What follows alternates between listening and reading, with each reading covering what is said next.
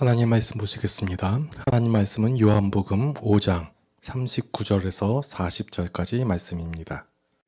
너희가 성경에서 영생을 얻은 줄 생각하고 성경을 연구하거니와 이 성경이 곧 내게 대하여 증언하는 것이니라.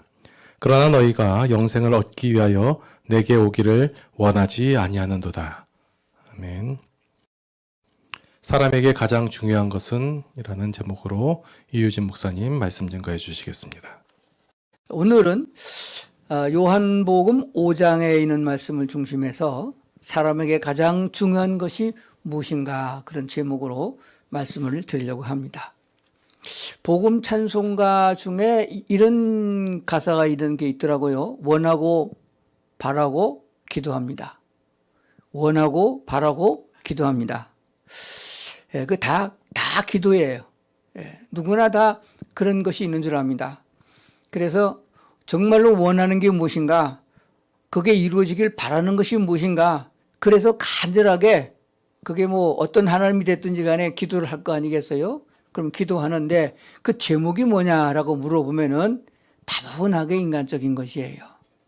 병 낫기를 원한다, 또 무슨 좋은 데 취직되기를 원한다, 좋은 남편, 좋은 아내 만나서 결혼하길 원한다, 그렇게 하고 지혜롭게 돼서 공부를 잘하길 바란다, 사업이 번창하길 바란다, 이렇게 그런 것들을 바라고 기도하는 것이 많습니다. 이런 것들에 대한 기도나 이런 것들에 대한 응답은 어떤 신에게나 다 주어질 수 있는 것들이에요. 무당한테 가서 빌어도 병이 날 수 있는 것이고, 또 어떤 자기가 바라는 어떤 다른 신에게 구해도 그 정도는 들어주는 역사가 있습니다. 그런데 우리가 믿는 여호와 하나님께 구하는 사람들은 시시하게 잡다한 것 그런 거 구하지 마시고 정말로 필요한 거, 원천적인 거, 그것이 무엇인가 하는 것들을 먼저 알고 구하면은 하나님이 다 채워주는 역사가 있습니다. 쌀 떨어지고 간장 떨어지고 조미료 떨어지고 또 김치 떨어지고 다 한 50가지 100가지 주소 생겨도 한 가지만 해결되면 다 해결되는 거예요. 돈 있으면. 그 마찬가지로 하나님 여호와께서 내 안에 계시고 내가 여호와 하나님 안에 있으면은, 그래서 주님과 함께 한다고 하는 그런 역사가 일어나면은 그 나머지 지금 우리가 구하는 거, 인간적으로 구하는 모든 것들은 그 안에서 다 해결될 수 있는 것이라고 성경은 말씀하고 있습니다. 이것을 믿으셔야 하는 줄로 믿습니다. 오늘 성경에 있는 본문의 말씀을 다시 한번 보겠습니다. 요한복음 5장 찾으시고 39절, 40절 2절 읽어보겠습니다. 39절입니다. 너희가 성경에서, 어디에서? 성경에서요. 잘 들으셔야 됩니다. 성경에서 영생을, 영원히 사는 생명을 얻는 줄 생각하고, 영생을 돈 주고 산다든지 영생을 내가 노력해서 쟁취한다는 게 아니고 선물 받는 것처럼 주면은 얻으면 되는 거예요. 그래서 너희가 성경에서 영생을 얻는 줄 생각하고 성경을 연구하거니와 이 성경이 곧 내게 대하여 증언하는 것이라. 여기서 내게는 예수님을 말씀하시는 거예요. 요한복음 예수님의 말씀이니까. 다시 설명하면 이렇습니다. 너희가 성경에서 영생을 얻는 줄 생각하고 성경을 연구하거니와 이 성경이 곧 나에게, 즉 예수님에 대하여 증언하는 것이다 했습니다. 여기서 연구한다는 말에 대해서 공동번역 성경은 파고든다 이렇게 번역을 했고, 또 세번역 성경에서는 우리 개혁하던 것 마찬가지로 연구한다고 그랬고, 그 전에 갖고 있던 개혁 성경에서는 상고한다라고 번역을 했습니다. 그리고 요즘에 많이 사용하는 킹 제임스 번역 성경에는 탐구한다 그랬습니다. 탐구하거나 연구하거나 파고들거나 이게 다 같은 말로 해석되어지는데 각각 조금 악센트는 좀 다른 것 같아요. 좀 파고들어서, 파고든다는 말이 좀 더 한국 사람이 좀 맞는 것 같아요. 뭔가 좀 골몰하게 파고들어서 탐구하고 연구하면 뭐가 나오지 않겠느냐 하는 것입니다. 물리학자들인지 무슨 공학 박사들이 박사학위 공부할 때 보면요, 하나만 파고들거든요. 그래서 결과적으로 그걸 얻어낸단 말입니다. 이렇게 우리가 성경을 연구하면은 그 안에서 예수님에 대해서 증언하는 것이 있다. 여기서 증언이라는 말도 여러 번역으로 나왔어요. 증언한다는 말은 법정 용어인데 증거하는 것이에요. 네가 봤느냐? 내가 그때 거기 있었느냐? 확실하냐? 네, 그렇습니다. 이렇게 증언하는 거예요. 그러면 우리나라에 어떤 재판이 있는데 여러분이 이제 증인으로 출석해서 증언하게 됐다. 그러면 제일 먼저 하는 것이 법관 앞에서 선서를 합니다. 선서. 내가 지금부터 하는 말은 확실하고 사실적입니다. 위증하면 벌을 받겠습니다. 그렇게 선서를 하고 하려는 거예요. 그런데 구약 성경에 보면은 하나님께서 이미 이스라엘 백성들에게 말씀하신 증언의 법칙이 있습니다. 그때는 이제 모세를 통하여 주어진 제사장들 또는 선지자들 그런 사람들 앞에서 장로들 앞에서 이제 재판을 받게 되는데 그때 하나님 앞에 선서합니다. 재판은 사람이 하지만은 사람도 하나님께로부터 받아서 선언한단 말이에요.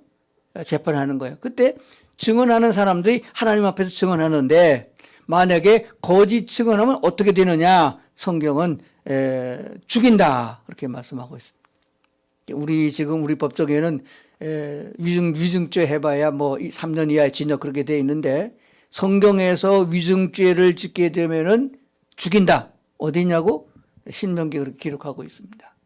그러니까 하나님 앞에서 감히 거짓말한다는 것은 있을 수 없는 일이에요. 그런데 예수에 대해서 예수 그리스도에 대해서 어떻게 증언하느냐 하는 것이 성경에 있다는 것이에요. 근데 오늘 40절에 보니까 그러나 너희가 영생을 얻기 위하여 내게 오기를 원하지 아니하는도다. 하나님의 말씀인 성경에 예수 그리스도가 어떤 분이냐, 그분이 누구냐, 그분이 무슨 일을 하셨느냐, 우리가 그분을 믿으면 어떤 결과가 와지느냐, 무엇을 선물로 주느냐 하는 것은 얘기가 있는데도 불구하고 사람들이 영생을 얻기 위하여 예수님에게로 나오지를 않는다. 즉 성경을 연구하지 않는다. 그런 말씀이 되는 거예요. 왜 그러냐 그러면은 사람들은 눈에 보이는 것만 치중하고 있습니다. 개 눈에는 똥만 보인다고 우리나라 속담이 있잖아요. 그럼 마찬가지로 사람이 짐승화돼서 그 이상을 보지 못하는 거예요. 90년이나 100년 후를 보지 못하는 거예요. 1000년은 상상도 안 합니다. 제가 이 나이가 돼가지고 어렸을 때 생각해 보게 되면 기가 막힌 일들이 지금 일어나고 있는 거예요. 상상도 하지 못했어요. 엘리베이터 이런 건 상상도 못했어요. 휴대폰 이거는 꿈도 꾸지 못하고 만화책에도 없던 얘기예요. 그와 같이 100년 후에 되어지는 일이 엄청난 일인데 1000년, 만년 후에 우리가 그 후에도 산다고 그러면은 어떤 일이 나겠느냐? 이건 성경 외에는 말해주는 자가 없습니다. 그렇기 때문에 무엇보다도 학교에 가서 20년, 30년 따져 연구하고 파고들고 골똘하게 공부해서 얻어지는 것 이상으로 생명에 대한 것, 영생에 대한 것 귀중한 말씀이 성경에 있다고 가르치니까 오늘 말씀을 잘 들으시고 성경에서 어떻게 증언해 주고 있느냐 하는 것들을 생각해 봐야 된다고 믿습니다. 그러면 구약과 신약을 나누는데 언제부터 신약이 되나요? 자, 물어볼게요. 언제부터 신약이에요? 예수님이 탄생하면서부터 신약이라는 사람도 있어요.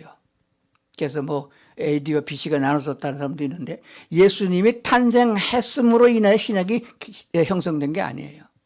예수께서 살아계시는 동안에 매일같이 바리새파 사람들과 경쟁을 했는데 싸우는데 그게 뭐냐면 구약의 율법을 가진 사람들과 신약의 문을 여는 예수님과의 싸움이 있었던 거예요. 그래서 신약은 율법의 완성을 이루신 예수 그리스도께서 십자가에 못 박혀 죽으시고 부활하는 그 시점부터 신약이 개선되어 맞다고 보는 거예요. 한번 따라합시다. 예수님은 그리스도이시다. 그리스도는 구약 성경에서 해결책으로 모든 죄악에서 인간의 고뇌 속에서 해결책으로 주어진 마지막 하나님의 메시지예요. 그리스도를 보낼 테니 그가 오면은 너희를 구원하리라. 그가 오면 너희를 자유롭게 하리라. 그가 오면 너희를 해방되게 하리라. 그것이에요. 그래서 예수가 그리스도라는 증언을 해준 사람이 있어요. 누구 앞에서? 하나님 앞에서. 이 증언은 법정에서 증언보다 더 큰 것이에요. 사람 앞에서 위증하는 것은 3년 징역 이하 징역이지만은 하나님의 징역은 사형이에요. 자기가 목숨을 담보하고 나는 예수가 그리스도가 믿는다라고 증언한 사람들에 대한 얘기가 성경에 기록되고 있음을 보게 됩니다. 요한복음 1장 23절 거기 보면은 이사야의 예언대로, 이사야가 예언한 대로라고 침례 요한은 증거하고 있음을 보게 됩니다. 1장 29절에 가보면은 요한은 뭐라고 말하고 있냐. 예수가 침례를 받으러 왔을 적에 예수에 대해 말하기를 보라 세상 죄를 지고 가는 하나님의 어린 양이다 이렇게 말씀을 보게 돼요. 하나님의 어린 양이라면 구약에서 사람의 지은 죄를 속죄하기 위하여 대속 제물로 드렸던 그 희생양을 말하는 거예요. 근데 그건 이례적이고 그리고 구약에는 또 죄를 지면 또 드려야 되는 거예요. 근데 예수 그리스도는 의로운 분으로 오셨기 때문에 참 그리스도이시기 때문에 그분이 우리 죄를 영원토록 속죄할 수 있는 자격을 갖고 있다고 성경은 말씀하고 있는 것이에요. 요한복음 그 1장 34절에 가보니까 하나님의 아들이다. 이는 내 사랑하는 아들이요 내 기뻐하는 자라라고 한 걸 보게 되었습니다. 어떻게 알았나요? 요한은 성령이 비둘기같이 임하는 걸 보고 알았다 그랬습니다.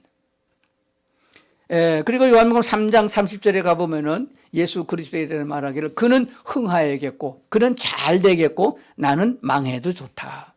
그런 말씀. 얼마나 그리스도의 영광이 컸으면은 사람은 누구를 막론하고 하나님이 잘됨 같이 나도 잘 되고 교회 목사님이 잘 되는 것처럼 나도 잘 되고 그래야 되는데 침례 요한은 예수 그리스도에 대해서 자기가 보고 느낀 바를 고백하기를 그는 흥하여야겠고 내 뒤에 오시는 그분은 흥해서 잘 되겠고 나는 망해야 된다. 이런 고백을 한 걸 보게 됩니다. 이게 진실한 고백이 아니겠는가 하는 것입니다. 예수님은 왜 하나님이라고 안 그러고 하나님의 아들이라고 했느냐. 하나님은 눈에 보이지 않은 영적 존재입니다. 근데 그분이 땅에 오셨어요. 우리가 볼 수가 없어요. 만질 수가 없어요. 느낄 수 없습니다. 근데 하나님이 이 땅에 와야만 우리 죄를 해결하고 우리를 거듭나게 한단 말이에요. 그러니까 하나님이 인간에 실제로 왔을 적에는 사람의 모습으로 오셨다 이거예요. 사람의 모습으로 오기 위해서는 여자가 낳아야 돼. 돼지가 나면 돼지가 되잖아요. 사람인 여자가 나야만 사람이 되기 때문에 여자의 몸을 빌려서 이 세상에 왔으나 인간 과학이나 의학이 말하는 대로 남자의 유전자를 받아서 태어난 것이 아니다라고 성경에 말씀하고 있습니다.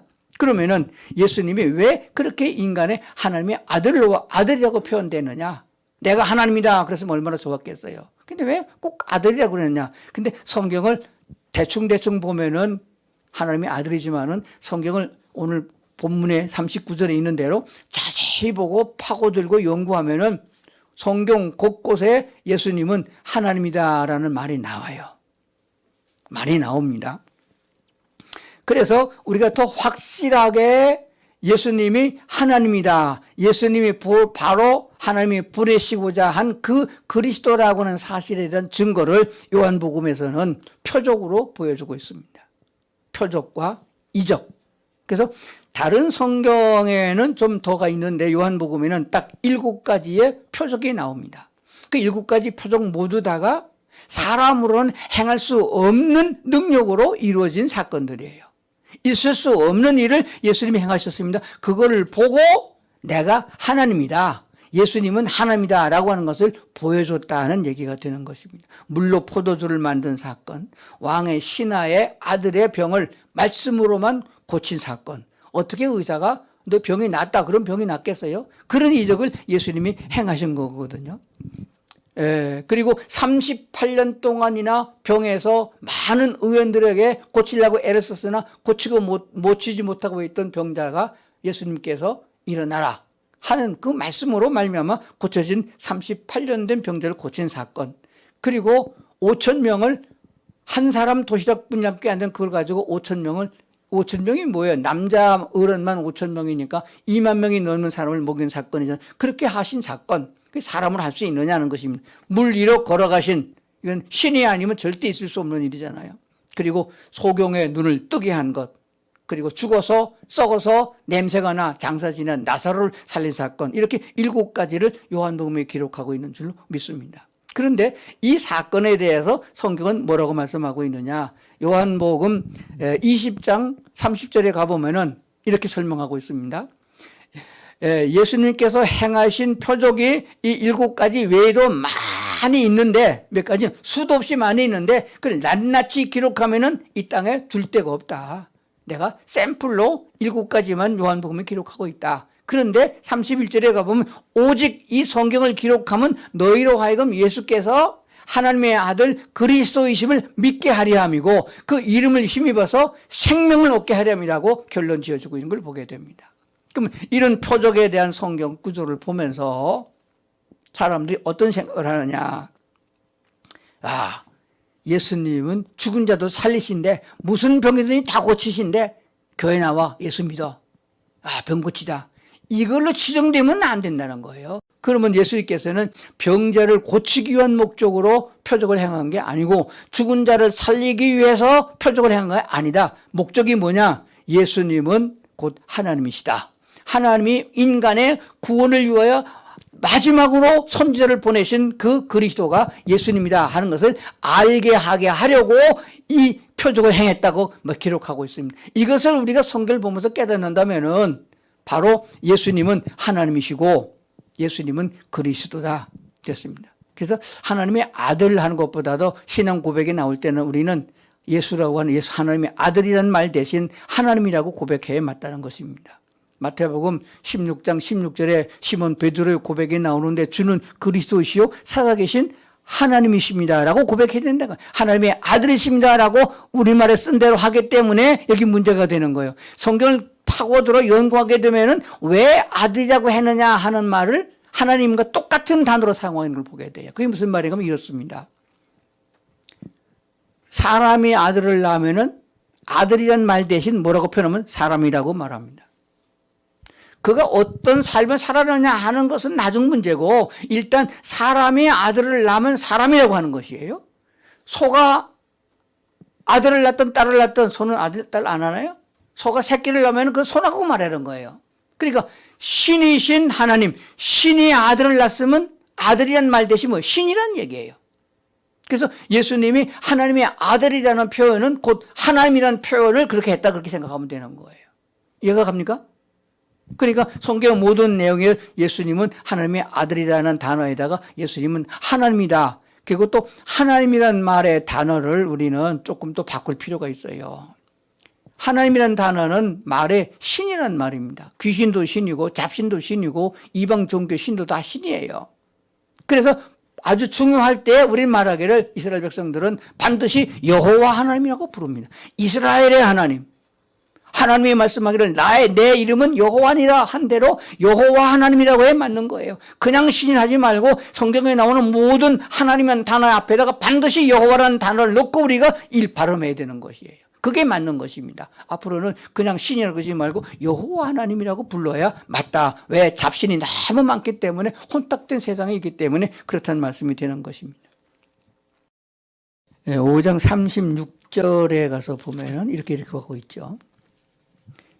내게는 요한의 증거보다 더 큰 증거가 있으니 아버지께서 내게 주사 이루게 하시는 역사 곧 내가 하는 그 역사가 아버지께서 나를 보내신 것을 나를 위하여 증언하는 것이다.